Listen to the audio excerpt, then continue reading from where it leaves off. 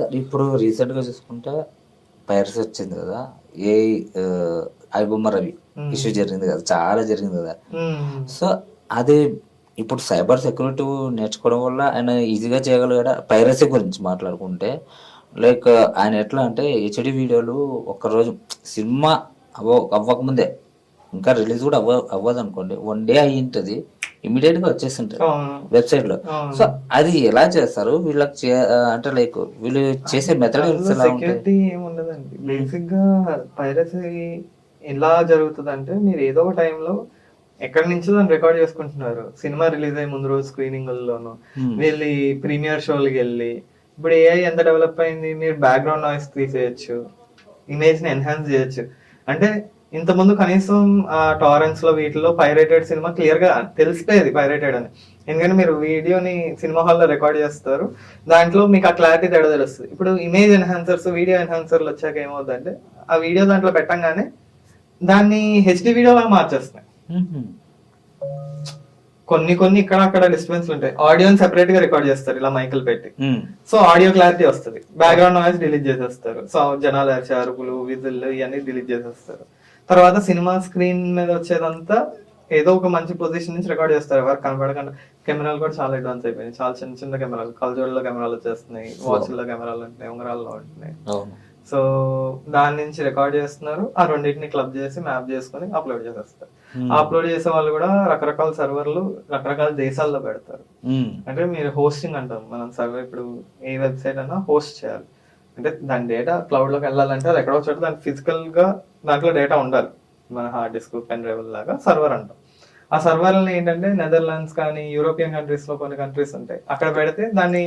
Recent గా ఆయన దాదాపు ఏంటంటే కరేబియన్ సంబంధించిన దేశం కూడా ఆయన అక్కడ ఉండి ఇదంతా నడిపించని చెప్పి తెలిసింది. ఎందుకంటే సైబర్ లాస్ దేశానికి మారిపోతాయి. సో ఆ లాస్ ప్రకారం బయట దేశం వాళ్ళు మీరు వాడి మీద కేసు పెట్టినా వాళ్ళు వదలరు. మేము ఒప్పుకోము, మీరు మా దేశంలో ఈ ఇన్ఫర్మేషన్ చెక్ చేయడానికి అంటారు. సో అలాగా మిస్యూజ్ చేస్తారు. ఈ డార్క్ వెబ్ అంతా నడిచేది అలా. రకరకాల దేశాల్లో సర్వర్లు పెడతారు, ఆ సర్వర్ల నుంచి ఎలాగ ఇన్ఫర్మేషన్ ని జనాలకు పాస్ చేస్తారు అనేది ఆ ఇన్ఫర్మేషన్ ఇవ్వరు. పోలీస్ వాళ్ళకైనా సరే మీరు గవర్నమెంట్ టు గవర్నమెంట్ మాట్లాడుకుని దానికి చాలా పెద్ద ప్రాసెస్ ఉంటుంది. సో అలాగా వాళ్ళు ట్రాక్ చేస్తారు. లేదంటే రిటర్న్ వాళ్ళని గవర్నమెంట్ ఏజెన్సీలు హ్యాక్ చేసి ఆ ఇన్ఫర్మేషన్ గ్యాదర్ చేస్తాయి. సో అలా చాలా ప్రాసెస్ ఉన్నాయి. కానీ కంట్రీ అంటే జియో లొకేషన్ అంటాం. మనం ఏ లొకేషన్ లోనో ఆ కంట్రీ రూల్సే అప్లై అవుతాయి. వేరే కంట్రీ ఇప్పుడు ఇండియా రూల్స్ వెళ్ళి అక్కడ అప్లై అవ్వవు కదా. లా మనకి యుఎస్ లో ఒకటి ఉంటుంది, యూరోప్ లో ఒకటి ఉంటుంది, ఇండియాలో ఒకటి ఉంటుంది, ఆస్ట్రేలియాలో ఒకటి ఉంటుంది, అన్ని కామన్ లా ఉండదు. సో అందుకోసం ఇదే అడ్వాంటేజ్ కింద తీసుకుంటారు. 4 సర్వర్లు 4 దేశాల్లో రెంట్కి తీసుకోవడమే, మీరు ఏం కొనుక్కోక్కర్లేదు, అక్కడికి వెళ్ళి ఉండక్కర్లేదు కూడా. రెంట్కి తీసుకొని 4 చోట్ల నుంచి కనపడుతుంది. ఇప్పుడు సినిమాలో చూపిస్తారు కదా, నేను ఒకరిని ట్రాక్ చేస్తుంటే వాడు ఇక్కడ ఉన్నాడు, మళ్ళీ నెక్స్ట్ మినిట్ లాగా విపిఎన్ అంటాం. అలా చాలా టెక్నాలజీస్ ఉంటాయి. అవును, ఇందాక నేను అడుగుదాం అనుకున్నాను సార్, విపిఎన్ గురించి మాట్లాడుకుంటే చాలా మంది ఏంటంటే ఇప్పుడు సాఫ్ట్వేర్ జాబ్ చేసే వాళ్ళు ఎక్కువగా విపిఎన్ వాడుతూ ఉంటారు. సో ఆ విపిఎన్ వాడేటప్పుడు ఒకవేళ మన పర్సనల్ డేటా కానీ లేదంటే మన ఆఫీస్ డేటా కానీ లీక్ అయ్యే అవకాశం ఉందంటారా? సో 2 రకాలు ఉంటాయి విపిఎన్లు. కార్పొరేట్ విపిఎన్లు వేరేగా ఉంటాయి, పర్సనల్ విపిఎన్లు వేరేగా ఉంటాయి. అంటే కన్స్యూమర్ విపిఎన్లు మీ ఇలాంటి వాళ్ళు, నా లాంటి వాళ్ళు పర్సనల్ యూస్ కోసం జనరల్ గా ఇట్ ఈస్ రికమెండెడ్ అందరూ విపిఎన్ వాడడం. ఎందుకంటే విపిఎన్ తో ఏంటంటే ఇప్పుడు మీ సిస్టమ్ నుంచి వాళ్ళ సర్వర్ ఒక టనల్ తయారు చేస్తుంది. అంటే టనల్ బయట ఏం జరుగుతుందో టనల్ లోపల వాళ్ళకి కనపడదు, టనల్ లోపల ఏం జరుగుతుందో బయట వాళ్ళకి కనపడదు.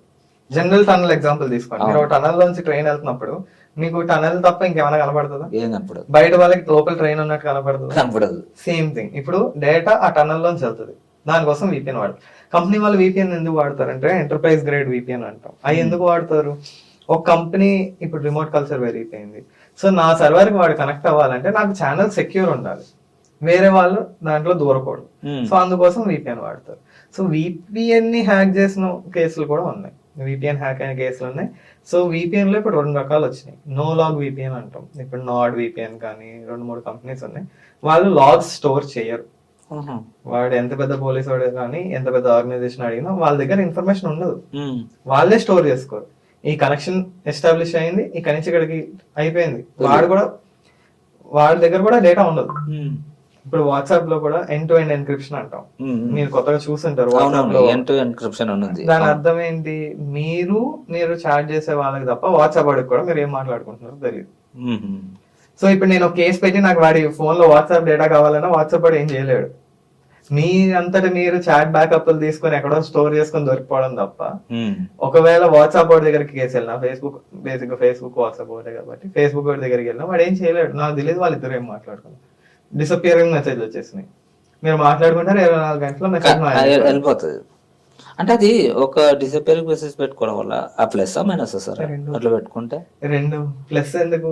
మీరు ఏం మాట్లాడుకున్నారో పక్కన వాళ్ళకి తెలియకూడదు అంటే అది ప్లస్. తర్వాత మీరు ఏం మాట్లాడుకున్నారో ఎవిడెన్స్ కావాలనుకుంటే అది మైనస్.